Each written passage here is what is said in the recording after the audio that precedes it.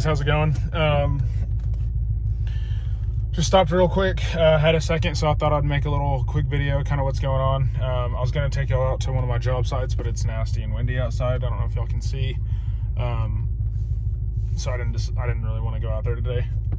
So just thought I'd kind of touch base on kind of some new stuff that's coming. Had a phone call today about some different land for something that we were looking at as far as building a house on.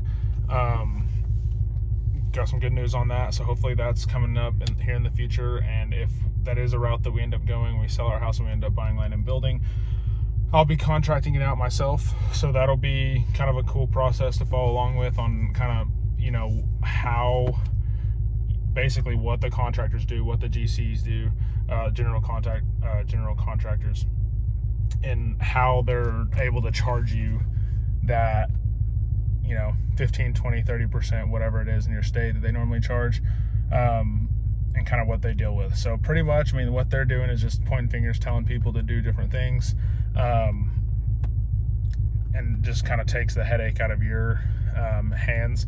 So that's nice, but for the money, you know, if you're talking, for an example, if you're just talking for easy numbers, if you're talking $100,000 house and they're adding 20 or 30%, okay, well, you're either going to spend more, you're going to spend that 120, 130, or that takes away from the profit of your house if that's your total budget. So you're down to like a $70,000 house, even though you spent $100,000 because of what the GC is charging you. So a lot of little different stuff too, as far as on what you want, how you want to do it. You know, you have to go draw plans, take it through engineering, and pay money for 3D designs and all that crazy stuff. So that'll be kind of a cool process that's coming up. And then, you know, probably tomorrow or something, I'll be out at the job site if it's a lot better of a day. And we can get little SRT8 Grand Cherokee just pulled up over there in the parking lot and get a video of that. I'll get out here in a second. It's kind of windy, so, but yeah, take you to a job site, kind of explain to you how the foam works, and if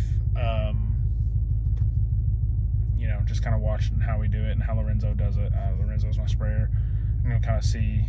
It's a pretty cool process. Thought it'd be kind of cool to video it and show you guys. Now we got a lot of new followers coming in. I'm just trying to think of some other content y'all would like. So if y'all have anything, this camera keeps on panning away from me for some reason. I don't know what's going on. But if, you know, some new content, I don't know exactly what you guys want to see. There's only, you know, there's plenty of stuff to do with cars, but just didn't know if that's what everybody's interest is as far as following the channel stuff. So I'm going to get out real quick and do a little walk around with M5. The brakes on this thing, I guess, are going out. I talked to my buddy that has the M6, and he said that the brakes will never stop squeaking. He said that his always squeak and this and that, and he's replaced pads, whatever. Well, these, I know these rotors are not in the best shape, because I doubt they've ever been changed, and this car has 108,000 miles on it, so I bet you that the rotors are not in great shape, and this thing's been squeaking since I've got it. But the pads look okay, but if the rotors are kind of messed up, then you're kind of down to a situation to where you either just might as well just let them go ahead until they completely mess up, and then you have to replace the rotors and the brakes, or you're gonna have to go ahead. This thing keeps on panning, and I don't understand why it keeps on panning that direction. It's distracting. So I don't even remember what I was talking about now because of that. Anyway, this crazy camera. I wish you had it like a low lock setting, but whenever I push the buttons, I'm not too sure. Anyway, so I don't know, just some exciting stuff. I'm gonna turn the AC back on just because it's getting a little hot. It's actually pretty warm today. It's like, I think it's like 80 degrees maybe or something. Let me see. Yeah, I think it's like 79, 80 degrees today, and the sun, or the wind's blowing real hard, so it's pretty hot and dry day. But anyway, so some exciting stuff is coming. I got news on the Bronco that apparently now they are not releasing, like, I will not receive my Bronco until, they told me, like middle to late summer, which they've already told me multiple dates, and it's been pushed back every single time. So even if it comes in the middle to late summer, I'll be impressed. I doubt it does. But, you know, I've always kind of said I understand all the issues with COVID right now and all the production line problems that they're having and all this other stuff because of all the new rules they have in place because of COVID. But as long as I'm one of the first ones kind of in the area, you know, one of the earlier orders, then I'll be plenty of excited. I don't want to be driving around for 2 or 3 months and see them all over the place when I ordered mine the same day that it opened, you know, the pre-order opened. So it should be pretty early on. I'm hoping to get it, you know, maybe, you know, even the end of summer would be cool. I'd really like to have it for the summer. I plan on doing a bunch of cool stuff this summer with it, but, you know, because they told me February, March at first, and now it's going to end up being, I bet you it ends up being September, August or something like that. It's kind of my guess. But anyway, M5's still doing good besides the brakes. The brakes are in bad shape. But they, everything else is going good. As far as I know, I hope that this thing doesn't grenade on me. I drive it pretty rough every day, but it seems like it does fine with it. And I think the transmission likes it better to be in the manual mode than it does the automatic mode. Kind of like at stoplights and stuff, it has a little bit of playing, like not a jerk, but like it takes a second for the clutch to kick in, and then by the time that happens, my foot's a little bit farther down, so then it just wants to take off. And it did that before the tuning, so I don't think that's the tuning's fault. I just think the tuning increases all of those factors on those little aspects of it. But so I don't know if the transmission's just worn out, or maybe the clutches are just worn out, or what's kind of going on there. But if you drive it in manual mode, it has zero issues. And even whenever it's an automatic, it's not a problem. Like my wife would drive it and she wouldn't know any different.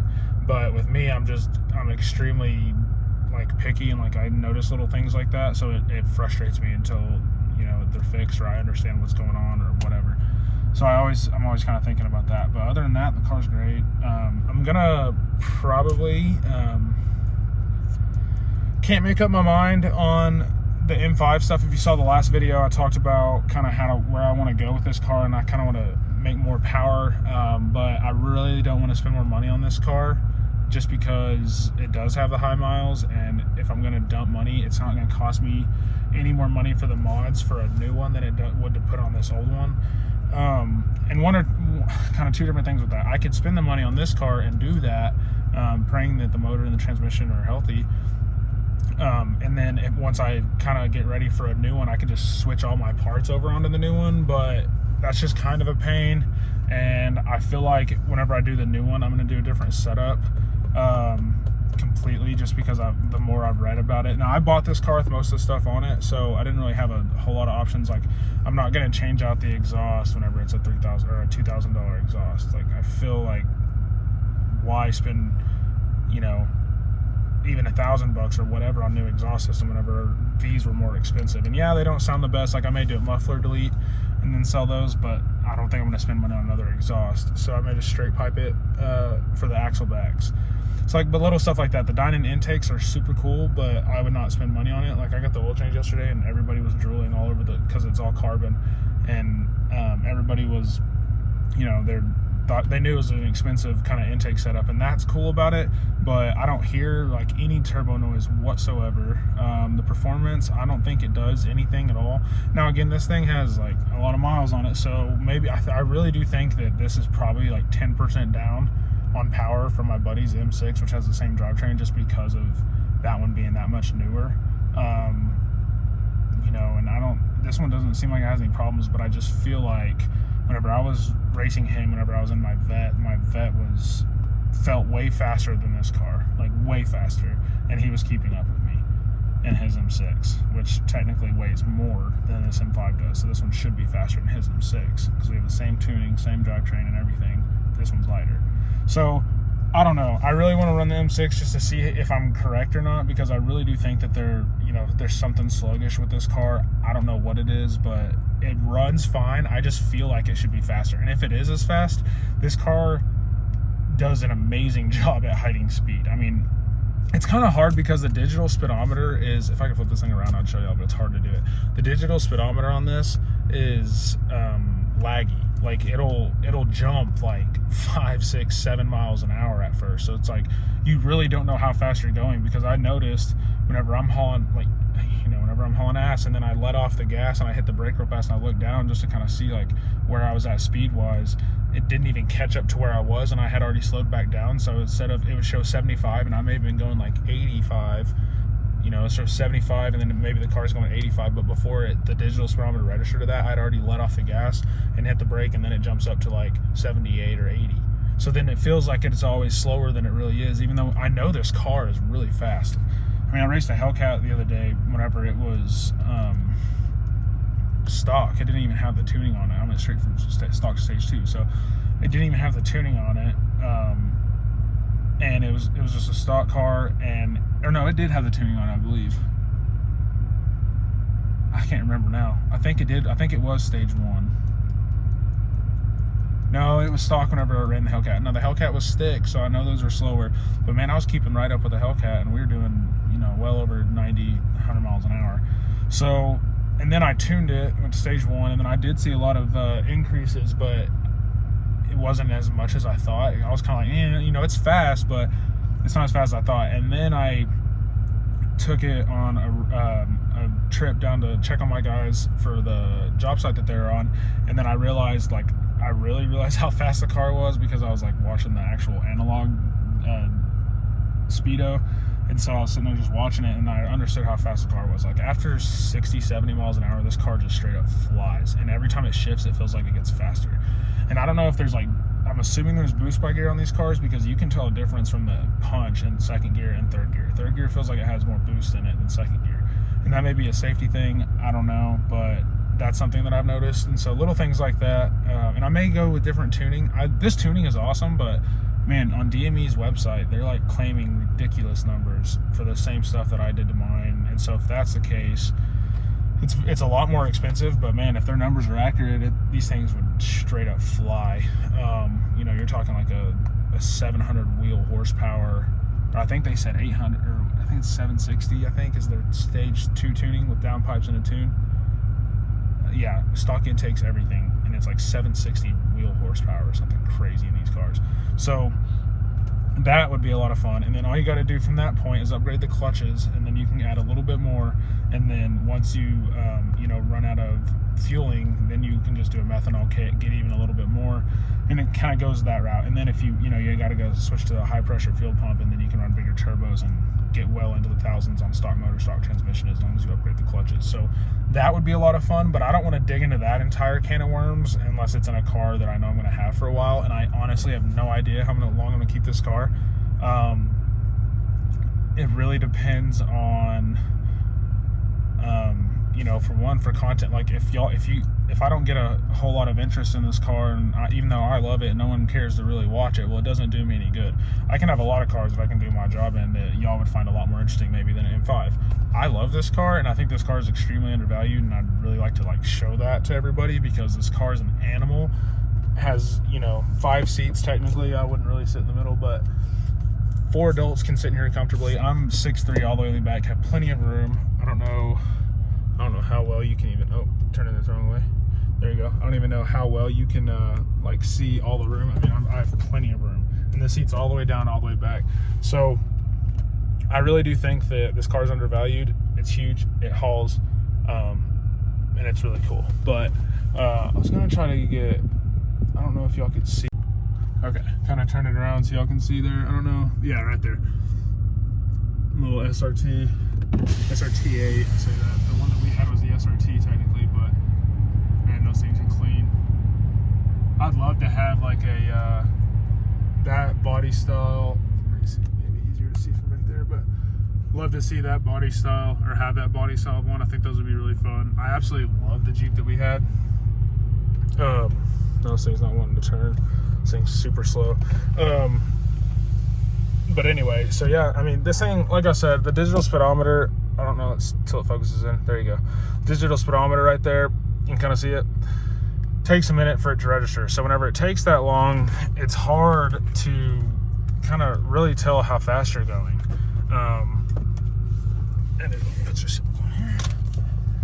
And it gets kind of frustrating. But I just feel like, you know, it's not necessarily a bad thing. Actually, I'm going to leave it in drive just so that y'all can kind of see what I'm talking about here. Turn the transmission up. So I got I don't know if you can see those settings there. Maybe. Okay, Sport Plus. The steering, the more you go, the heavier it gets, and I really don't like it. It has pretty decent steering feel. And the suspension, I just leave in comfort too because of that reason. And the traction control, I have off. But I would roll the window down, but man, it's so windy outside that all you're gonna hear is like wind noise. Just do a quick little drive here. There we go. Little wide lens on the camera. That's a lot better.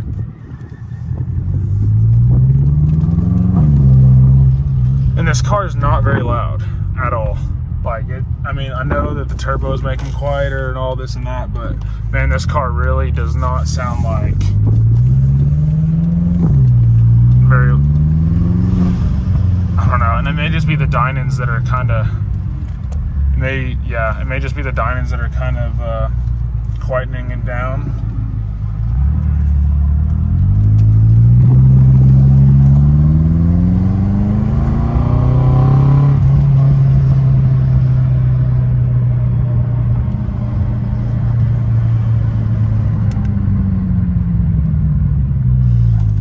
This thing keeps on painting on me, and it's extremely hard to keep it focused on this, so I'm sorry if it looks like shit on the video. But like, look right now, it's in first gear.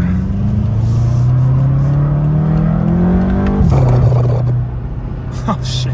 And the whole thing gets thrown off for a loop. Like, I don't even know. Okay.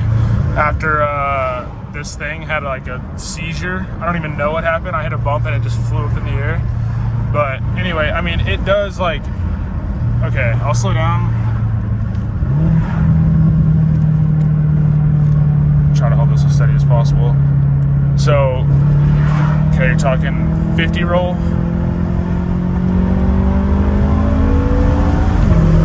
See, it chirps the tires into third gear at 80 miles an hour, but it takes until it gets like past 5,000 RPMs for it to really start gaining power. So that I feel like that's why this car hides its power so well, is because of the reason that you can really see all the wear and tear on the steering wheel on this camera. It's not really that noticeable in person, but I guess it's just the light and stuff. But that's another reason you can really tell, or it's hard to tell how fast this car is, because I feel like you don't get the full force of this car unless you're wide open all the way well into third gear. And I think that's just the boost by gear and everything, which is fine because it makes the car a lot more fun to drive, because it's fast, but it's not trying to kill you as far as spinning the tires and everything. But, you know, it's just kind of something that I honestly want the max power of the car all the time, because that's what I put on the car. If I didn't want the car to have that much power, I wouldn't have put that on the car. So it's fine because it makes it drivable and makes it fun. My wife can drive it. That is what's nice. This is supposedly close to a 700, and then it goes again. This thing is crazy, dude. It just follows anything. I don't even know like what it's doing. I wish it would just sit still. I don't know how to fix it. It's frustrating. But anyway, so makes me lose my train of thought again. It's nice because my wife can drive it. Apparently this thing's like a 700 horsepower, you know, they say 700, but everyone says that they are saying that that's the wheel horsepower, not the crank. I don't know. My vet had apparently like right at 600 probably on a dyno jet, and if this thing had 100 horsepower more but weighs 1,500 pounds more, I could believe that. But you know, it's just another, I want all the power all the time. Or I wish I had a button that was like a, you know, flip it to where it didn't have boost by gear. It was just all the boost in every gear. But they also may be doing that to save the motor. So there's a lot of stuff I really don't understand, but I'm starting to really dive into it. This thing's trying to turn on me again. It's like it feels the force of me turning and it wants to stabilize itself and find something else to follow.